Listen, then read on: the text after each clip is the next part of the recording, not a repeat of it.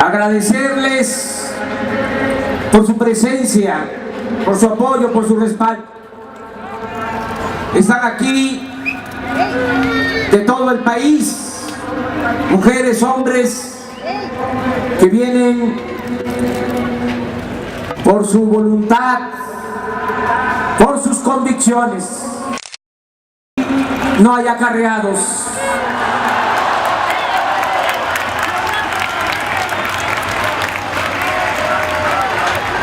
Les agradezco su presencia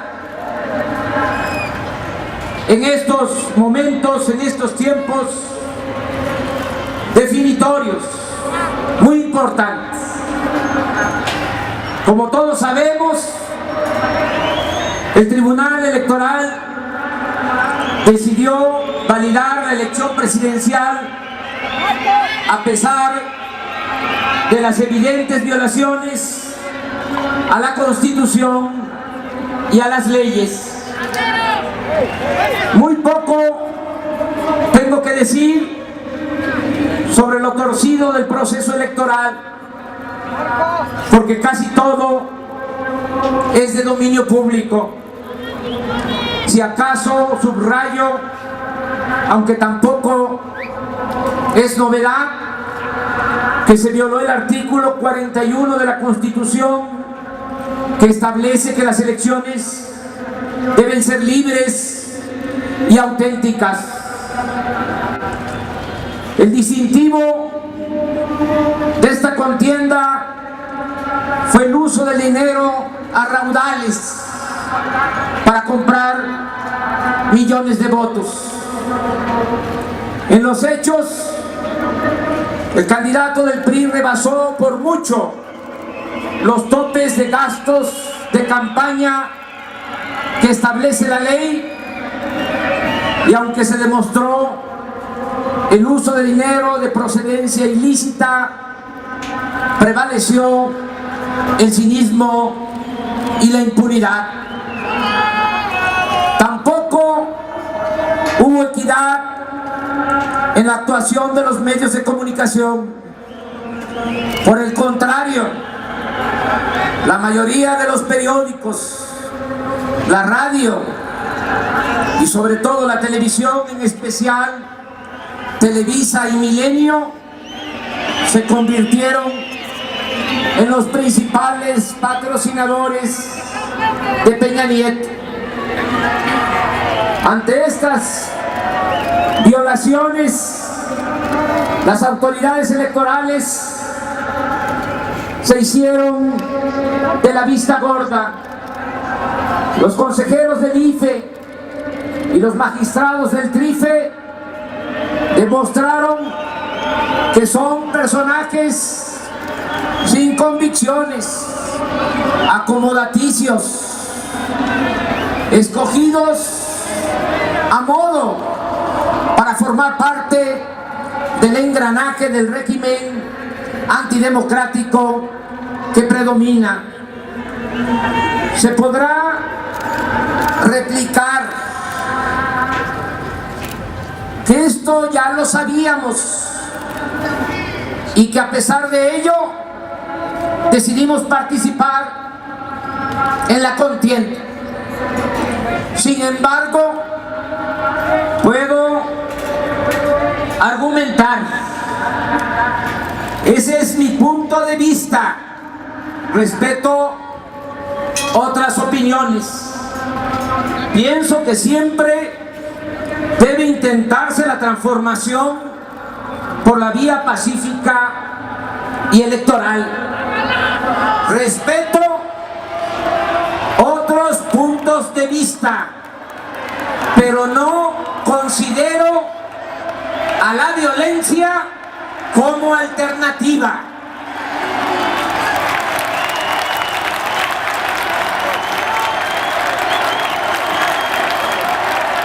Pienso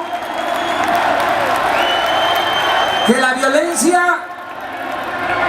produce más sufrimiento y se terminan imponiendo con mayor facilidad quienes no tienen la razón, pero cuentan con el aparato de fuerza para reprimir. La violencia, que se oiga bien y que se oiga lejos, en vez de destruir al régimen autoritario, lo perpetúa. Y eso no lo queremos.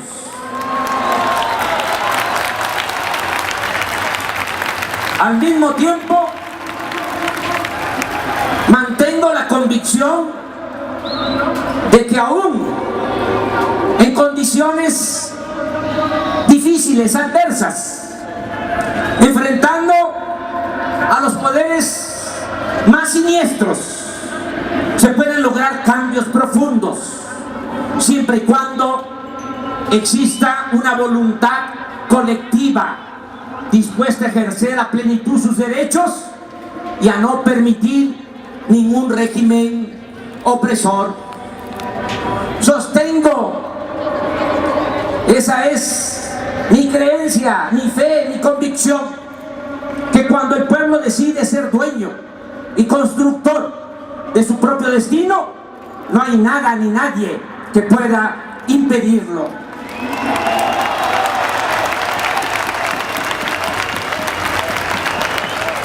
Pero también estoy consciente y quisiera que todos llegáramos a esa conclusión.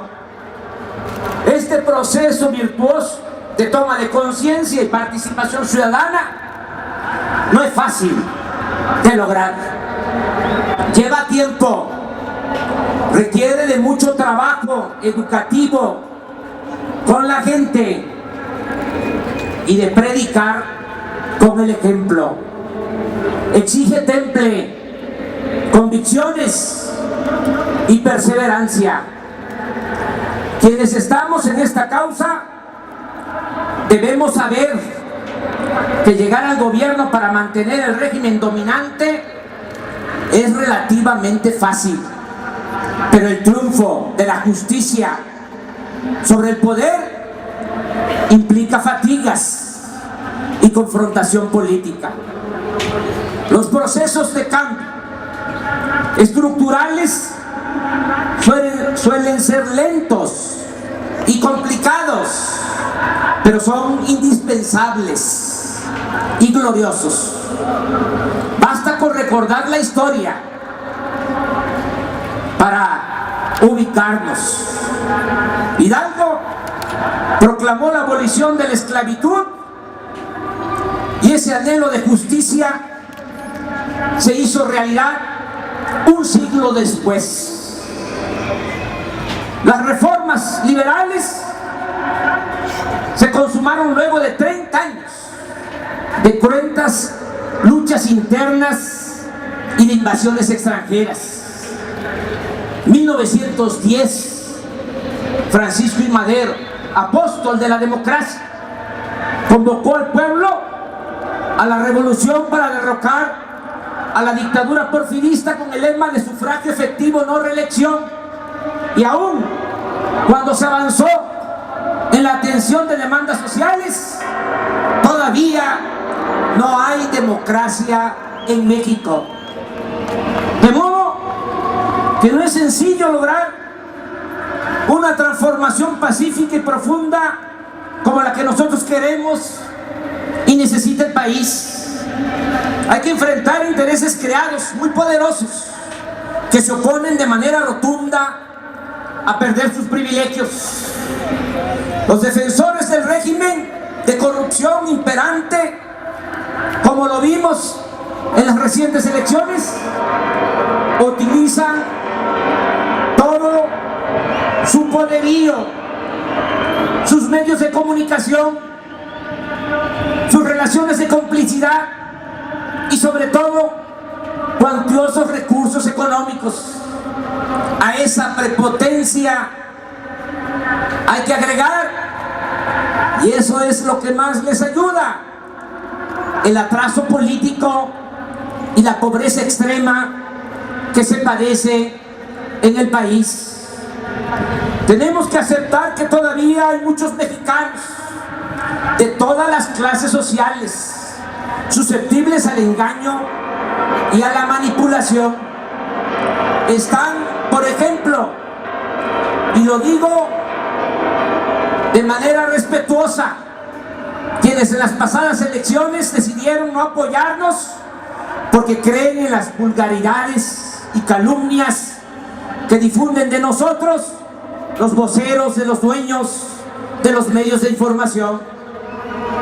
Sin embargo, no fue la desorientación lo que más influyó para impedir el cambio de régimen. En esta ocasión, lo determinante fue el uso del dinero para traficar con la pobreza de la gente. Ya hemos visto cómo Peña Nieto, con sus patrocinadores y cómplices, obtuvieron la mayoría de los votos en el medio rural y en las colonias más pobres y marginadas de las ciudades. No se trata de juzgar a quienes por necesidad venden su voto. La perversidad es de aquellos que, valiéndose de la